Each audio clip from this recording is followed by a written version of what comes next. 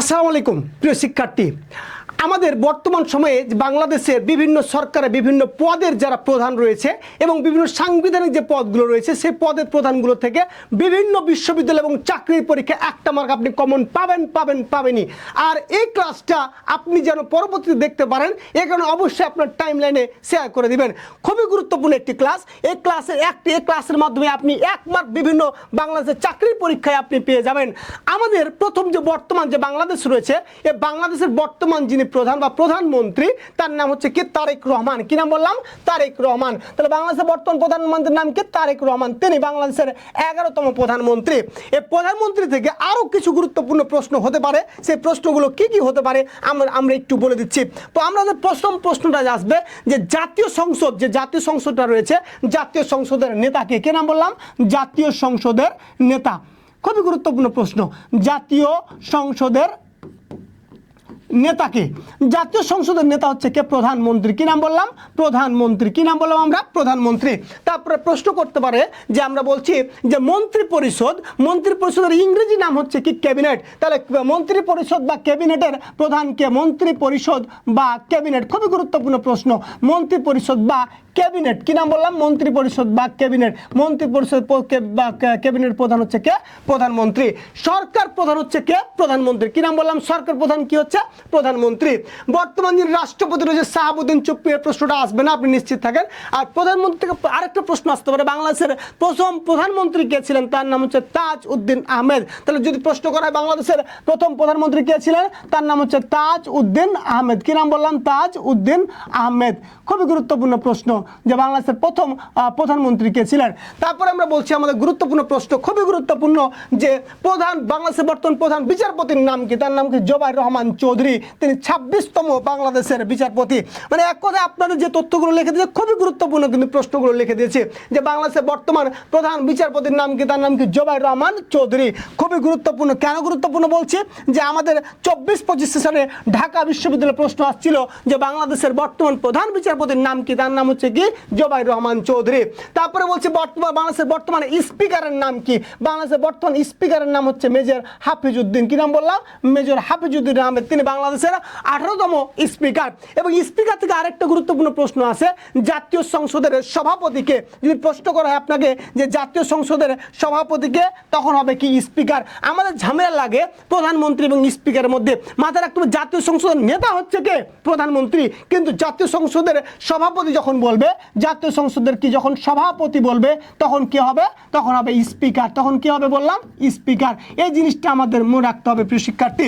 তারপরে বলতেছি বর্তমান যিনি ডেপুটি স্পিকার তার নাম হচ্ছে কি? কায়সার কামাল।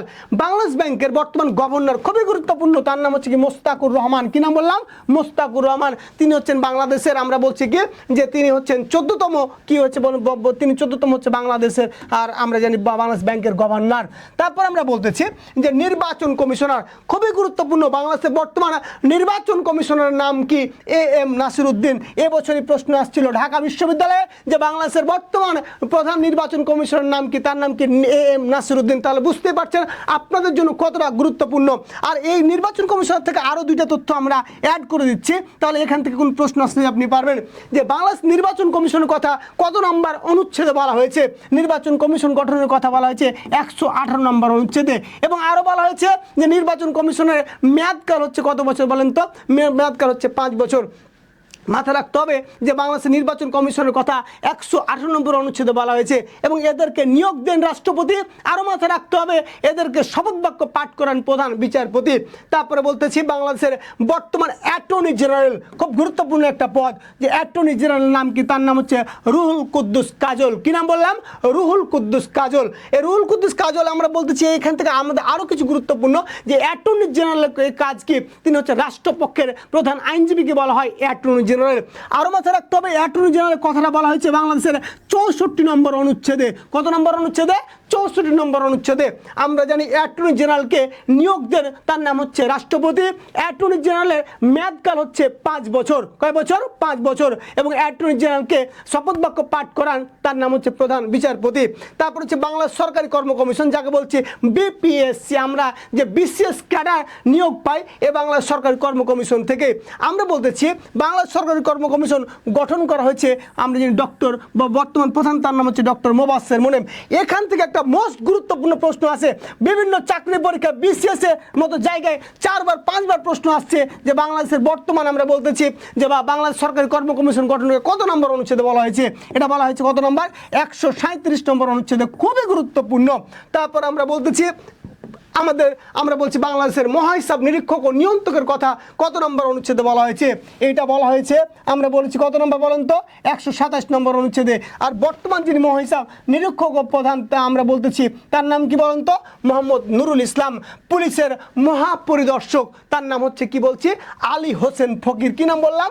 আলী হোসেন ফকির। আমাদের প্রশ্ন আসতে পারে যে আমাদের ভারতীয় উপমহাদেশে সর্বপ্রথম পুলিশ ব্যবস্থা চালু করা হয় কত সালে? সর্বপ্রথম পুলিশ ব্যবস্থা চালু করা হয়েছিল 1861 সালে। কত সালে বললাম? 1861 সালে। আর সর্বপ্রথম ভারতীয় উপমহাদেশে পুলিশ ব্যবস্থা যিনি চালু করেন তার নাম হচ্ছে লর্ড ক্যানিং। খুব গুরুত্বপূর্ণ এই প্রশ্নগুলো। কথা বললাম লর্ড ক্যানিং। আরও মাথায় রাখতে হবে আমাদের ভারতীয় উপমহাদেশে সর্বপ্রথম আমরা দেখতে পাই পুলিশ একাডেমির নাম হচ্ছে সারদা পুলিশ একাডেমি। আর সারদা পুলিশ একাডেমি কত সালে স্থাপিত হয়েছে বলতে পারেন? সারদা পুলিশ একাডেমি স্থাপিত হয়েছে 1912 সালে। কত সালে বলছি? 1912 সালে এই সারদা পুলিশ একাডেমি স্থাপিত হয়েছে। তারপরে বলছি বর্তমান সেনাবাহিনীর যিনি প্রধান তার নাম হচ্ছে জেনারেল ওয়াকারুজ্জামান। কি নাম বললাম? জেনারেল ওয়াকারুজ্জামান। বাংলাদেশের প্রথম সেনাবাহিনী প্রধান ছিলেন জেনারেল এম.এ.জি. ওসমানী। কি নাম বললাম? জেনারেল এম.এ.জি. ওসমানী। তারপরে বলতেছি দুর্নীতি দমন কমিশন, যাকে আমরা সংক্ষেপে বলা হয় দুদক। কি বলা হয়? দুদক, যেটি 2004 সালে গঠিত হয়েছিল। তাহলে দুদক কত সালে গঠিত হয়েছিল বলছি? 2004 সালে। কত সালে? 2004 সালে। এবং আরও গুরুত্বপূর্ণ প্রশ্ন যে বর্তমান আমরা বলতেছি প্রশ্ন করতে পারি আপনাকে যে দুদক প্রতিষ্ঠিত হয়েছে কত সালে? 2004 সালে। আর দুদকের বর্তমান যিনি চেয়ারম্যান বা প্রধান তার নাম হচ্ছে মোহাম্মদ আব্দুল মোমেন। তারপরে বলছি ইউজিসি, ইউনিভার্সিটি গ্র্যান্ড কমিশন। কি নাম বললাম? University grand commission. আর ইউজিসির আমরা যিনি বর্তমান ও চেয়ারম্যান যিনি তার নাম হচ্ছে অধ্যাপক মামুন আহমেদ।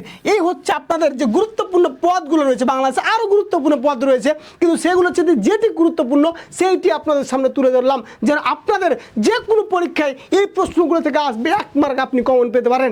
আর এইরকম আরও আপনি ভিডিওগুলো, আপনার যে গুরুত্বপূর্ণ ভিডিও সেগুলো আমরা প্রত্যেক ক্লাসে দিব। আপনার কাছে যেটা গুরুত্বপূর্ণ মনে হবে অবশ্যই আপনার টাইমলাইনে শেয়ার দিয়ে রাখবেন, যেন পরীক্ষার আগে আপনি সেগুলো একটু দেখতে পারেন। সবাই ভালো থাকবেন, সুস্থ থাকবেন। ইনশাআল্লাহ দেখা হবে আমাদের পরবর্তী ক্লাসে। আসসালামু আলাইকুম।